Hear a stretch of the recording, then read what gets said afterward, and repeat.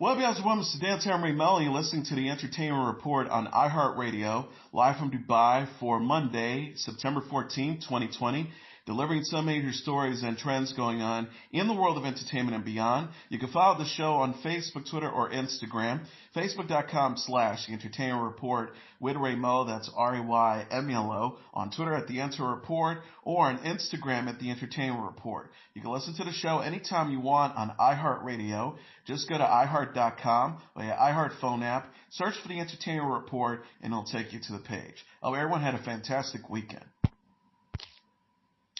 The horror sequel Candyman will be released next year instead of October as planned.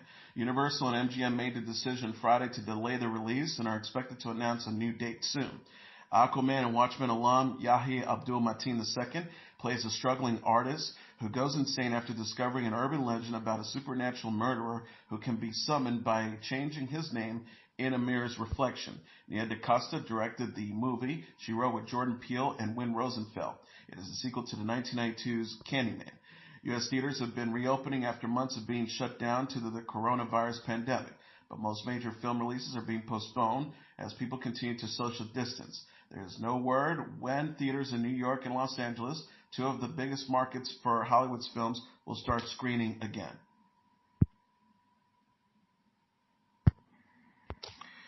Chloe Zhao's Nomadland, starring Frances McDormand, won the top prize at the Golden Lion for Best Film at the Venice Film Festival on Saturday. Silver Lion Grand Jury Prize went to Michel Franco's New Order, and the Silver Lion for Best Director was presented to Kiyoshi Kurosawa for Wife of a Spy. Deal Comrades by Andrei Chovanovsky won the Special Jury Prize, and Chantatanya Tamalini for picking up the Best Screenplay honor for The Disciple. Vanessa Kirby was deemed Best Actress for her performance in Piece of a Woman, and Pierfrancesco Ferrito was voted Best Actor for his work in Padre Nostro.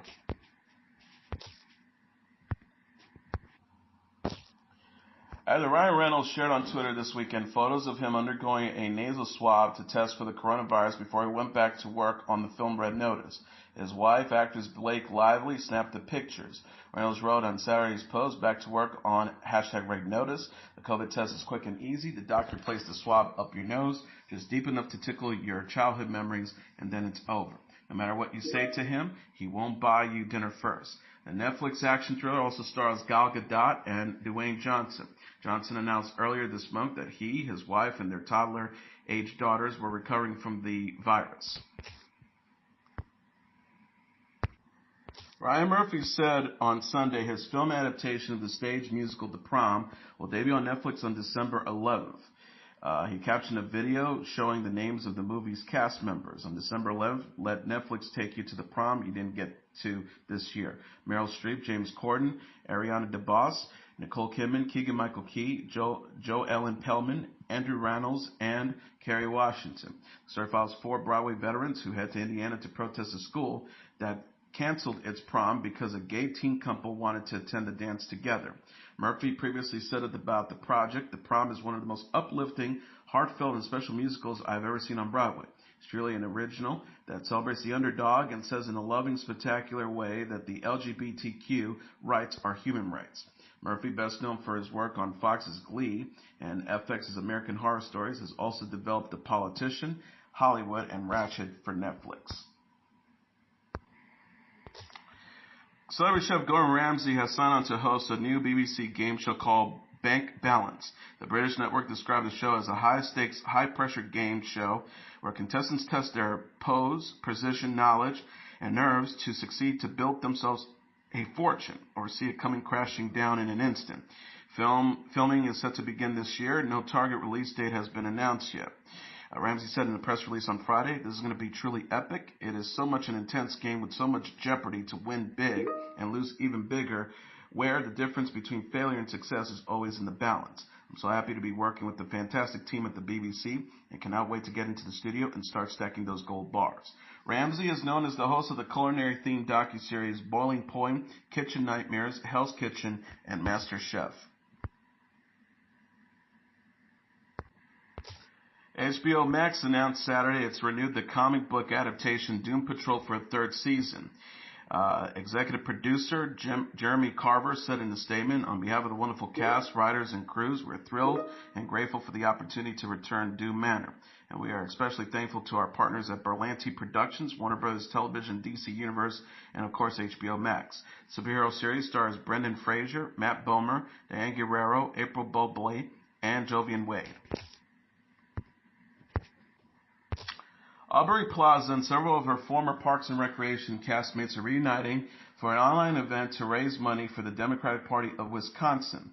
Plaza wrote on Instagram Saturday, excited to announce this. We're doing a hashtag Parks and Rec reunion next week with at Mr. Adam Scott, at Nick_Offerman, at the Unreadable, at Jim O'Hare, Amy Poehler, and show creator Michael Sherm, and special guest Chip in any amount at the link in bio to get access to the full event. Series stars Amy Poehler, Adam Scott, Rita, Jim O'Hare, and co-creator Mike Schur will take part in Thursday's town hall meeting at 8 p.m. and question and answer session at 8:30 p.m. Earlier this month, U.S. President Donald Trump promised millions in funding to help Kenosha, Wisconsin rebuild after protests he described as domestic terror. The President, Attorney General William Barr, and Chad Wolf, Acting Secretary of Homeland Security, toured scenes of some of the most destructive protests in response to the police shooting of Jacob Blake last month. Parks and Recreation was a sitcom that ran on NBC from 2009 to 2015. Television personality and wildlife conservationist Bindi Irwin has shared on social media an ultrasound of the first child she's expecting with her husband Chandler Powell. Irwin captioned a photo of her holding the scan and snuggling with her husband. The animal joys we care for are excited to meet our human joy. We can't wait to teach our little one about the importance of protecting our planet and the beauty of the wildlife and wild places we love so much. Thank you for your kindness and support of this magical journey. The young couple is smiling with their eyes closed in the picture. Irwin is holding a baby kangaroo, or Joey, while Powell has a koala in his arm. Powell shared the same photo on his own account. He wrote, "Our little human Joey with some of our Australian zoo Joeys. Can't wait for our baby to meet everyone in person. Being a dad is already the highlight of my life." Irwin and Powell tied the knot in March and announced Irwin's pregnancy in August. Famed composer Andrew Lloyd Webber released on Twitter Sunday a video of Carrie Hope Fletcher singing a song from his upcoming Cinderella stage musical. Webber captioned the nearly 5-minute video, which shows Webber playing the piano to accompany Fletcher, who sings on the theater stage. A little surprise for y'all. Here is Far Too Late from my new at ALW Cinderella, performed by at Carrie H. Fletcher in an empty Her Majesty's Theater. ALW. Webber clapped quietly for Fletcher, who smiles when she finishes the song. Webber said before the video ends, Carrie Hope Fletcher will open as Cinderella as soon as I possibly am allowed to get back into the theater again, and it can't be too soon. Her Majesty's Theater was the London home of Webber's blockbuster show, The Phantom of the Opera, for 34 years, before the coronavirus pandemic prompted the months-long closure of all West End theaters in the United Kingdom and Broadway theaters in the United States. Cinderella is scheduled to begin previews in March at the Gilliam Lynn Theater. Taylor Swift is set to perform on the ACM Awards for the first time in 7 years on Wednesday.